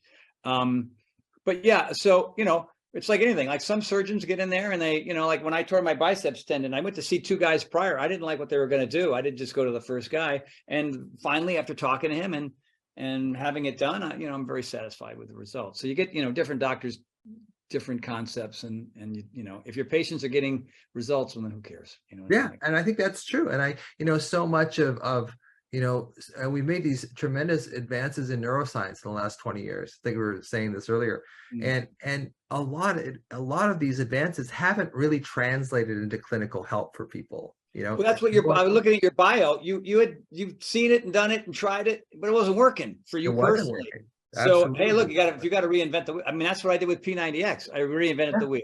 Everybody was doing disc cardio. Everybody was just doing bodybuilding. Some people were doing martial arts. Some people were spending an hour and a half on their elliptical. And I went, wow, they're all getting bored, hurt, and injured. Yeah. You know what I mean? And, well, that's the same thing, hurt and injured. They're all bored, injured, or plateauing and not seeing the results that they were hoping for because they were doing the same thing over and over again, expecting something to happen. And that's when I was reading about you and learning about you, I thought, here's a guy who's reinventing the wheel because I'm trying. Because it ain't working, whatever's out there, and it affects almost anybody and everybody. You know what I mean? It's an important science that needs a new approach, and you're there, man. That's If we're trying to treat thoughts, we're just the little analogy that I always draw is that if you're in a rowboat and the boat's got a hole in it and it's filling up with water, you can bail water out, make yourself feel better. You can drop that lower water level a little bit. Which is kind of like doing talk therapy. And I have nothing against talk therapy. I'm just think that you have to go under, you have to patch that hole in the boat, which is basically the alarm in your system. And then you get to the root cause of the issue. So what I'm trying to do is distill anxiety down to what I believe is its essence, because if you're trying to treat the wrong thing, people aren't going to get better. They may get better temporarily because they're bailing water, but they're not actually fixing the root cause of the problem. And the last thing that I just tag in there is that, when people are really negative on social media, almost always is a trauma response. Always, they didn't get hurt as children, whatever. So I kind of try and look at them with a little bit of compassion and empathy, because if that's your life is to go on social media and really try and make other people feel bad, it's like that's their issue, like that's their problem. So if someone has a scientific issue with me, I love that because I can sort of go into it and we can explain it, we can talk. But if someone's like, oh, you're just you're an LSD head or whatever, it's like, and I just look at them with a lot of kind of compassion. It sounds kind of like Buddha and like Pollyanna and stuff, but it's just like when I look at them as hurt children, and often that's what I'll do is I'll read the negative comments, and it's like I'll imagine them as like a 5-year-old who's not getting his ice cream. And that's kind of what's happening. And by the way, that approach almost always changes the dynamic of the conversation. And, I mean, I don't know how many times where I was trying to defend myself and blah, blah, blah. And they would come back with the same old thing. And then every time I would go in and I would say, wait a minute. This person truly believes in what they're saying. Mm-hmm. And they're obviously hurt and angry and there's something going on with them. And I would just say, oh, what kind of language can I use in this exchange, not necessarily with the expectations that I'm going to turn things around, but what would just be the kindest, sweet, like the kindest, most thoughtful response? Hey, man, I understand what you're saying. It seems like you're really, struggling with what I'm doing, and I get that. I hear you, and I just hope the best for you, and I hope I'm just, looking out for whatever, something in those. Yeah, well, to bring And it it's full just that they're circle, like, hey man, thank you. Or, you know what I mean? Like, it's just completely, yeah, I mean, you can be in your car and you can be yeah, doing a thing and you can either do this or yeah, you can do this. And yeah, by the way, you get an instantaneous different response. You know what I mean? Like, sorry, my fault, right? In the car. And they're like, yeah, cool. You know what I mean? yeah, But you throw up that middle finger and, the guy might have a handgun. So it's yeah. really, Well, it's up to in this us case, ultimately to kind of calm that stuff down or not, or make it worse. yeah. So yeah, I mean, I really think it's just basically sort of seeing what you're dealing with, and that's exactly, to take this full circle from when we started. Mm, That's exactly what that guy did to you when he got out of his truck, because you exactly. were ready to go, move your car, whatever. And this guy, that's the way he did it, and we all have these mirror neurons. We all have this social engagement system, this human resonance circuitry that we want to connect. Like, we really want to connect, but Yeah. there's so many blocks and so many obstacles now. It's such an us them mentality world now. Oh, And I guess we have to change within ourselves yep. to be able to do that, and just kind of see people. And I do that when I fight with my wife. Doesn't happen that often, but sometimes I see her. I have a picture of her as a 9-year-old girl, and that's what I imagine I'm fighting with, because that's who I am fighting with. I'm fighting with Totally. a 9-year-old girl, right? Absolutely. And it Absolutely. makes a real difference. I look over at that picture and it's like, I can't be mad at her right now because she's a Mm, 9-year-old girl. mm. And sometimes I turn into an 8-year-old boy. So, those fights can be pretty, not nasty, but intense. Yeah. So you just realize that who you're fighting with is now actually 7 years old, and that's the wherewithal they have. Right. It's a 7-year-old. So if you're Right. expecting a 7-year-old to go, you know what, honey, I'm really sorry, I was wrong. Sometimes it happens, but a lot of times it doesn't. Right. Right. You have been so kind with your time. There's one more question, and Sure. then I guess we'll let you go. But this has just been absolutely brilliant. Thanks, Tony. Yeah, Really, it's been really fun. Yeah, I knew it amazing. would be. I knew we'd have a fun conversation. I knew it. I knew we would. Oh well, I didn't. So you're one ahead of me. Okay. I just always assume it's going to go to crap right after there. Okay. I'm half kidding. 3/4 kidding. I'm kidding. For those of us who are ultra familiar with little me work, I Yeah. like little me work. I'm not familiar with that term.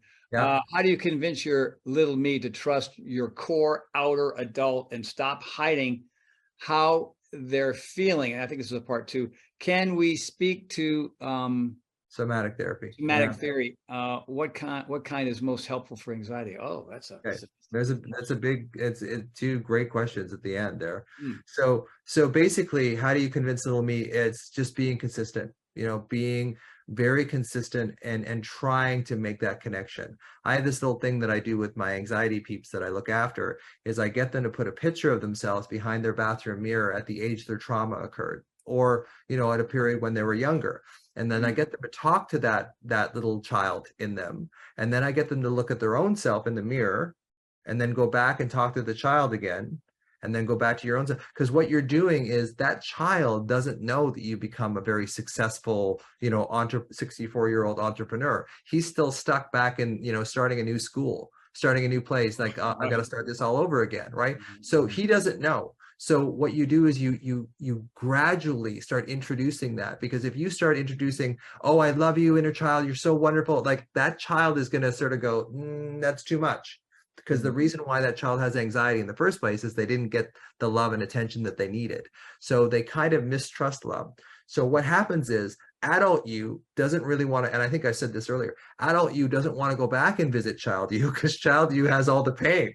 And Right. child you, looks at adult you and says, you're abandoning me. Like, there's nobody here. Like, I'm here by myself again. So that little mirror strategy really helps a lot of people understand that, hey, and you get a felt sense from your unconscious mind, not just your conscious, because most of these problems, most of these programs are in our unconscious. They're below the surface of the iceberg. Like, so we have to change it at a feeling level. We can't just change it at a thinking level. So and then that basically leads perfectly into your second question, which is somatic work, finding this alarm in your body that we talked about a little bit earlier, and treating that alarm as a part of your younger self, as a part of you that has been pain. It hurts you. So the natural human response when we have something that hurts us, for me, my alarm is in my solar plexus, is to push it away.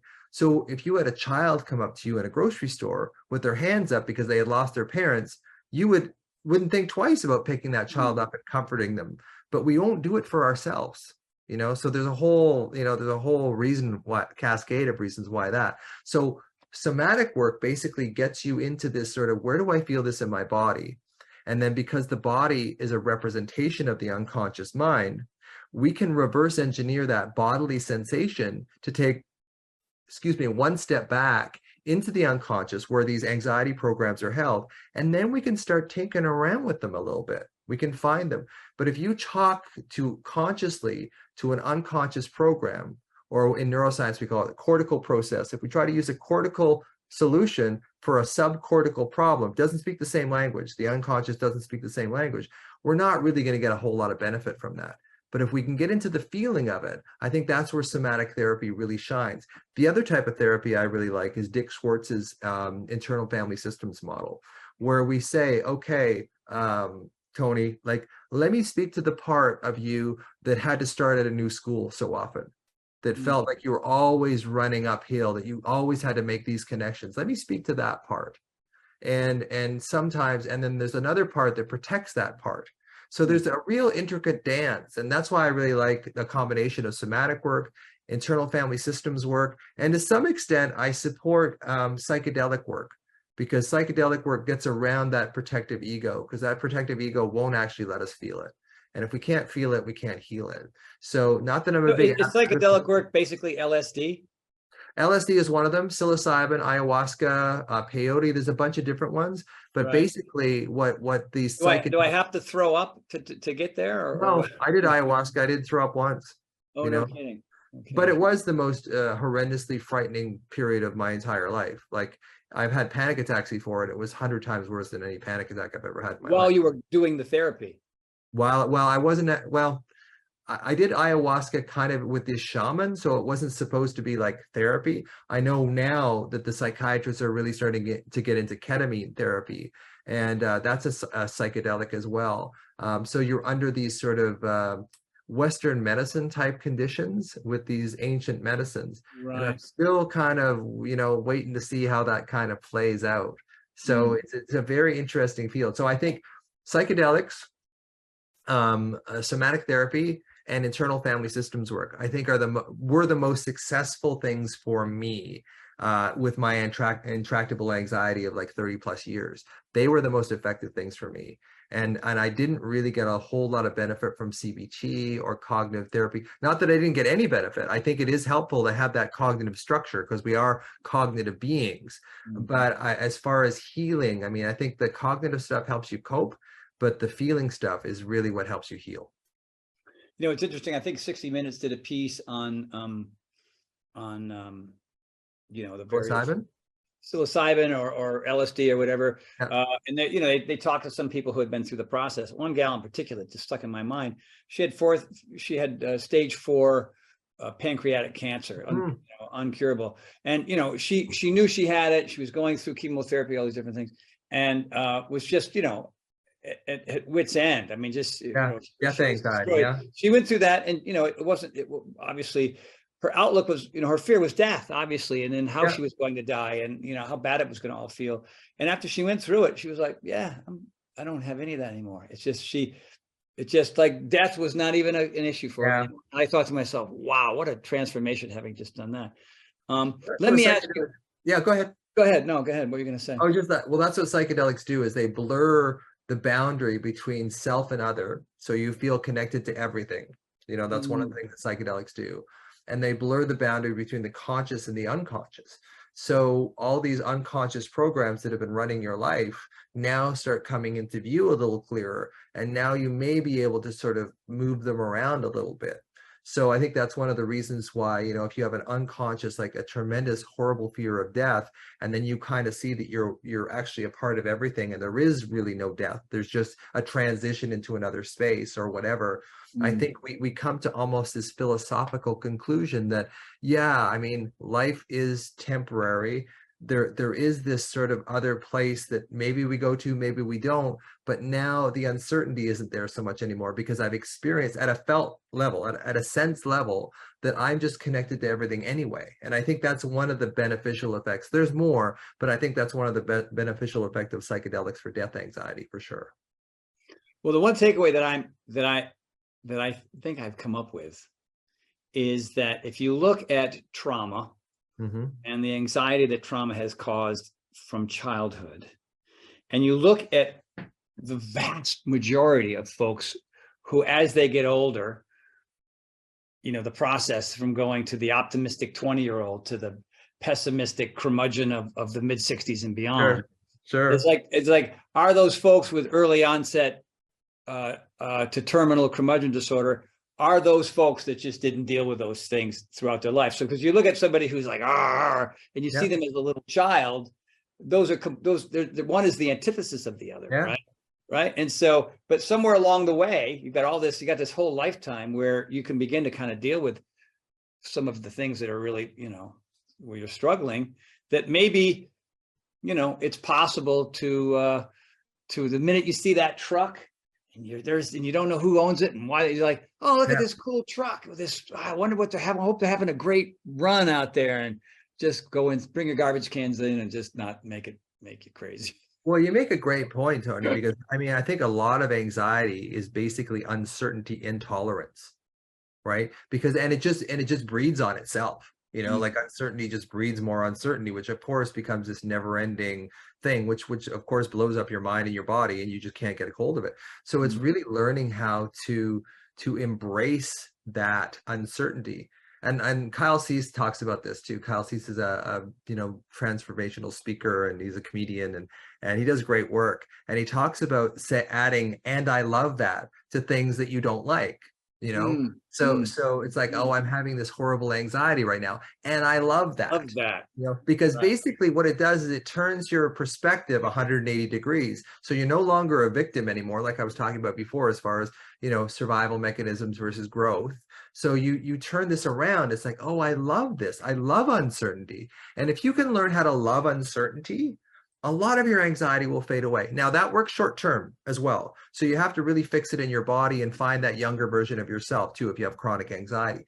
But in general, you know, the one tip that I would give people that really helped me was like, can I embrace uncertainty? And then there's one more actually on top of that is saying to yourself, am I safe in this moment? Because I said worry is always about the future. Always, always, always is about the future. 5 minutes from now, 5 years from now, whatever it is, always about the future. So if you can say to yourself, and this has saved my ass in the middle of the night more times than I can tell you, just say, I know that I'm freaked out right now, but am I safe in this moment? Am I really, or some people form it in the form of a statement, I am safe in this moment. In this moment that I'm in right now, you know, I'm facing a test tomorrow, or I'm facing whatever it is tomorrow. But in the moment that I'm in right now, which is all we ever have, am I safe in this moment?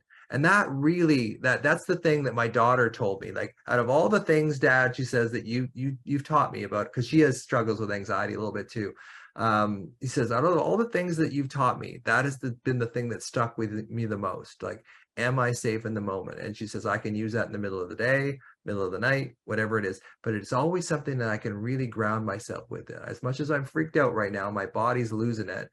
But I am safe in this moment. And then the more you practice that, the more it becomes a grounded place that you can go when you are anxious or you are alarmed. Is it? And I love that. Is that what it is? That's Kyle. That's what Kyle Cease talks about too. So if there's you know, and my mother-in-law is coming over for Thanksgiving dinner, and I love that.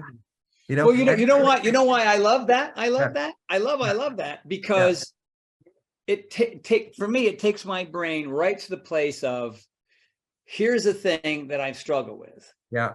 And instead of being stuck in the problem of that, which creates anxiety, worry, and concern, I love that. Helps me understand that there's a great lesson in here for me. And if I'm willing to learn the lesson, like, it just creates an optimistic state so that you can better deal with whatever it is, that thing, you know what I mean? Like, I don't love cardio day. I don't love plyometrics. I don't love my Friday balls and boxes routine where everybody is better at it than I am. You know, I like these neophytes come in and they're like in half, but they can kick my ass on half these things. I don't love any of that. But what I love is the fact that when I put a pair of skis on, all these things that I don't like allow me to fall deeper in love with this thing that I love so much, even though I'm going to be, I'm going to be 65 next year. Yeah. So there are, there's two kinds of love. So the thing that you just naturally love because it's awesome and cool. And there's the things that you love because you know what the outcome's going to be if you just stick with the struggle, you know what I mean? And so that's what you're saying is like basically reinforces this, me opening up doors I don't want to opening up windows I don't want to go through, having conversations I don't want to have, developing the umpteenth workout program and trying to make that unique. And how many times can I make it? How many workouts can I got another one coming up, and I've got all these notes and things and post-its because I'm trying to figure out a way to make that different. And it freaks me out, but I guess I love that. Yeah. Because, it just keeps me in the game. It keeps me working hard. One last question, and I want to let you go because it's already 6:38. And you probably have, you're starving. Your children think you've left the building. Oh, I love this stuff. Yeah, and I'm really enjoying this, so I'm going to force you to answer one more question. Vagus nerve seems as a key influence on anxiety. I've seen good results with acupuncture. Are there things that one can do at home to stimulate the vagus nerve? Yeah. Well, that exercise I taught you earlier on about. Right. There's something called the recurrent branch of the vagus nerve, which goes around your voice box. So any singing, vocalization, this is why chanting, it feels so good because you get into this sort of stimulation of the vagus nerve. Now, the vagus nerve is the main parasympathetic nerve in your body, the main sort of rest and digest nerve in your body. And it goes through the diaphragm and innervates just about every organ. And it has a really profound relaxation response. Now, that's great. But if you don't actually deal with the wounded child in you, you can do vagus nerve exercises for the rest of your life and really get that much better. But by all means, though, it's a temporary Band-Aid for well, it's great, because the more things that you can develop, capacity and resilience with, and vagus nerve training is one of those things, then the more ability you have to go into those old traumas. Because you teach yourself that, okay, I've got some capacity, I've got some resilience, I can actually go into those things rather than going into my old trauma, especially if you've been emotionally, physically, or sexually abused. It's very, very difficult to go into that without resonance and grounding. So vagus nerve training can definitely help, give you more resilience to be able to go into those particular traumas so that you can kind of swim around in there, realize that they're not as bad as your brain is making them out to be. I realize some of them are horrendous, but your brain is always going to make things way worse than they really are in reality. It's interesting for me, and I think for a lot of people who have a consistent yoga practice. I mean, you're a yoga instructor. I'm wondering if the Ujjayi breath, that Darth Vader breath, is very similar that way. Absolutely is. That creates a lot of heat, and that whole right. I can feel it exactly right there. You know what I mean? And I don't always do it because sometimes I'm in survival mode. When I'm getting through a tough yoga class, like, you want me to, how many warrior freaking threes are we going through here in this vinyasa, this hatha flow class? So, but when I do kind of a simple class, I can focus on that Ujjayi breath. It's super helpful as well. So Ujjayi breath, for those people listening that don't, it's basically the breath that you kind of make when you fog up a mirror or you're trying to clean your glasses, when you go, but with your mouth closed, with your mouth closed, so you do it through your nose. So it's trying to make that noise both ways. So it's called Ujjayi breath, and it does have a very profound relaxation effect on the vagus nerve as well. So that's the reason why it works. One of the reasons why I think it works so well. For me too. Another one is rolling ohms. Like, I mean, one ohm after a class is kind of nice. It's a nice way to kind of button things up. But like sometimes if no one's around, my wife is sneaking in. Oh, she's give me a note. There's no. I was going to do this. She says, where can people buy the book? I was going to ask even more than that. Thank you, honey bunny. The Ujjayi breath is really powerful. And then just like when no one's around, I'll just do ohms. I mean, I'll just sit and same thing. You know what I mean? And I just feel amazing. But the bottom line, the one thing I've learned from you, and then we'll wrap things up, is I think there's one more question there that I want to answer about prayer. Oh, good. We'll do. I can end on that for sure. Okay, great. There's all these great things to help you feel better and sort of be more in the moment, more present, and kind of deal with life. But unless you really go pretty damn deep and, deal with or become one with or understand that traumatized little dude. You know what I mean? That's really where you can start to do some serious healing.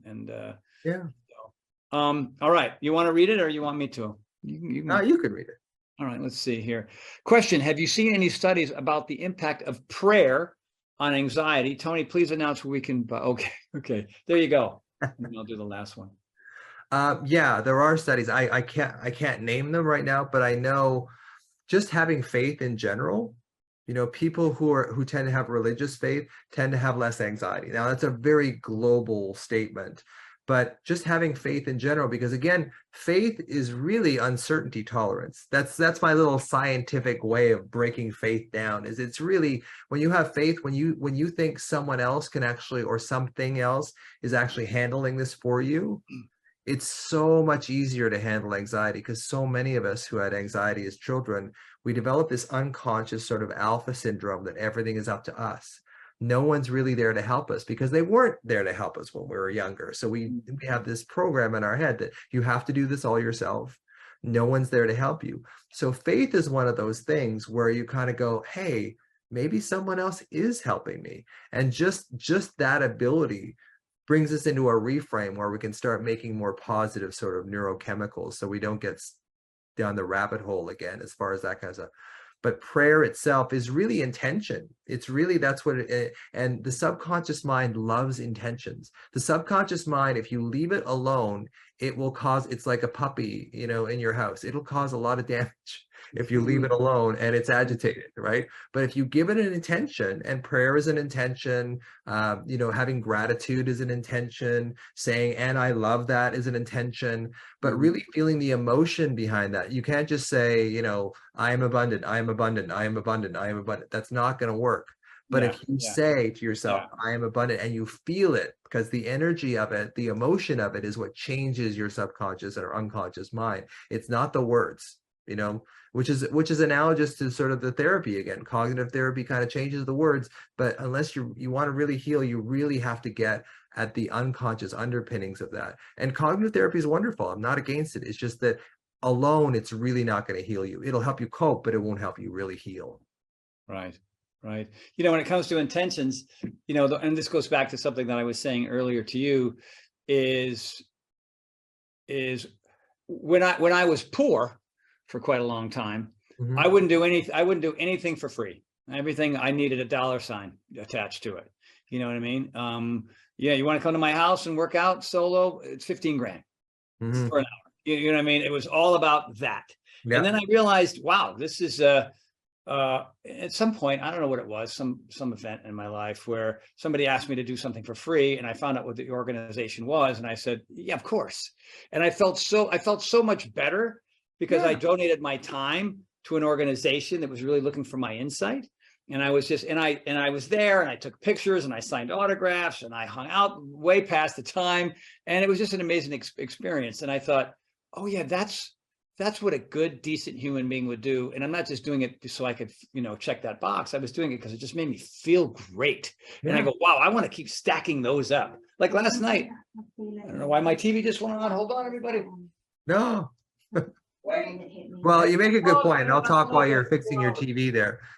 So I think a lot of us who grew up with trauma develop this transactional view of relationships. So I don't know if you heard what I just said there. So when you grow up with trauma and you don't get your needs met the way that you should have, a lot of us develop this kind of transactional way of going through the world. And that's kind of what you're describing to me, is that this transactional way, because you need to get something back. There needs to be fair exchange in the world. That's just how the world works.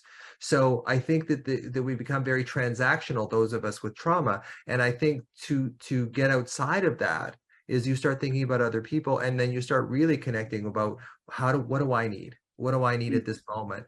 And then you get out of that transactional way of living your life, which is very head-based and not really body-based, because your life is in your body. Life is in emotion. Life is in your feeling. And I often think, if you could cut off someone's head, not that I recommend this, and just run cerebrospinal fluid and oxygen through there, would they feel anything? Would that brain actually feel any emotions? And it's a good argument, because we can't do that. But I think the body is where we feel emotion. And it's also one of the reasons why we don't feel our bodies, is because we don't want to feel the old damn emotion that was there. Right. Right. Yeah. I mean, not to pat myself on the back while I tell you how awesome I am, but I just like, no. But like last night, there was a gal who's in one, who might be even watching. She's a neurosurgeon, and she's married with a son. And I discovered that she lived in LA. And I just, in the old days, I don't know who you are. I don't know what your deal is, make an appointment or pay money to come and see me. Sure. I just said, come to the house on Wednesday night and do plyo. You know what I mean? And I think the more I do that, the more I connect with more people, especially if they're total strangers, or I only, I see them, in a Zoom call or something. Those are 99.9% of the time, it turns out to be an amazing experience. You meet new friends. It's about what you were saying early on in our conversation, making more connections with like-minded people, even people who are not like you, but are looking to you for answers. My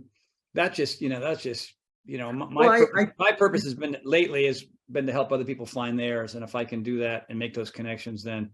And I think that's your authentic self, Tony. I think that's your authentic self. And now you're kind of getting back to that. Now that your kind of financial needs are met and that kind of thing, you're getting back to your real self, because you're not in lack or dependency anymore. So I think that's your real self. And when you feed that real self and you do kind things for people and you sort of make things happen, it's like that's your genuine nature. That's who you are. So when we feed who we are, life flows. When we don't feed who we are, life becomes really long. Yeah, man. Unbelievable. Dr. Russ, absolutely fantastic. Really, really appreciate your time and your knowledge and your willingness to share it, not only with me, but the peeps. And this will sit on the website for some time. I mean, I know everybody can't make this time frame, but I know that there's going to be so many people who are going to be looking into this and are just going to get so much. So last but not least, what I need to ask you based on this note, but I was going to do it anyway.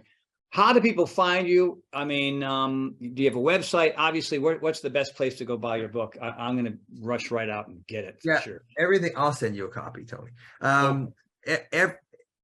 My everything that I have is basically The Anxiety MD. So not The Anxiety Doctor, The Anxiety MD. So Instagram at The Anxiety MD, Twitter at The Anxiety MD, website theanxietymd.com. And that's the easiest way to find me. Instagram is where I do most of my stuff these days. So that's probably the best way to track me down. And I try and respond to everybody's comments. It may take me a day or two to get back to you, but I try.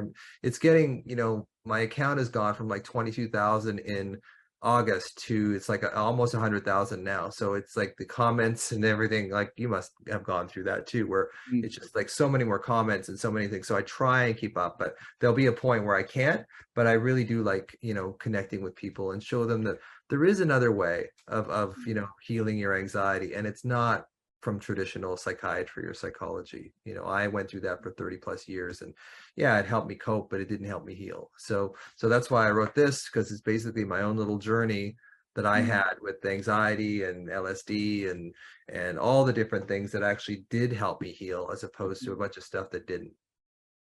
Can people do any kind of consultation via phone or Zoom? Yeah, I do. A lot of it's intuitive too, which we didn't really talk about, today.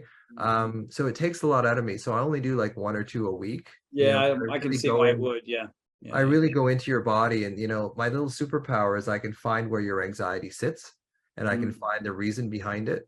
And if you know where your anxiety sits and you can find the reason behind it, like you're so much farther ahead of being able to treat it. Because so often what we do with anxiety is we take this shotgun approach about, well, do yoga, relax, whatever. That will help, but you really have to find that root cause. And typically, like I said, it's old wounding for sure. And I've seen people who had great parents, but have horrendous anxiety. And some of the things that I'll see is I'll ask them, the first question I'll ask them is, did you get separated from your parent at a young age? And it's amazing how many people will come back and say, hey, you know what? I asked my mom, and she had to go in for gallbladder surgery when I was 1.5, and she had complications, and she was in the hospital for 2 months. It's like, that's probably where your anxiety is. Yeah. Yeah. So Wow. it's, and then there's my friend Mark Willin, who wrote a great book called It Didn't Start With You, about how we inherit trauma from our ancestors, maybe through non-coding RNA, maybe through other processes, but we actually can inherit trauma from our parents and grandparents and farther back. So there's a bunch of reasons. Not everything is trauma in your own life. It can be stuff that you've inherited, physiologically or energetically from parents and grandparents. Wow. Dr. Russ, such a fascinating, Thanks, Tony. almost 2 hours, my friend. All right. Really. I get the feeling this won't be the last time you and I connect. Yeah, for sure. There's a little face-to-face. That would be kind of fun. We'll do a workout or whatever you can. When I get down to LA, I'll let you work me out for sure. Oh yeah, that's a given. That's a given. Well, thank you, sir. Everybody else, I don't know why I'm looking at this chat thing like I can actually see you. I don't know. But thank you all for being here. And again, Dr. Russ, thank you for your time. Thank you, Tony. Great intel. Really amazing. That was fun. I love doing this stuff. So yeah, I can tell. I can tell you do. Fun. I can tell it's deep in your heart, and I appreciate that. So thank you, sir. Thank you. We'll see you again, hopefully sooner than later. You will. All right. Thanks, Tony. Thank you. And thank you, everybody. See you next time. Bye. See ya. Bye-bye. I'm glad that you've really enjoyed this interview. I can tell because you're watching it, because I can see you. Anyway, since you're here, I know you're really going to fall madly in love with this next one. I mean, I'm talking about knowledge consumed by you. All you got to do is go right over there,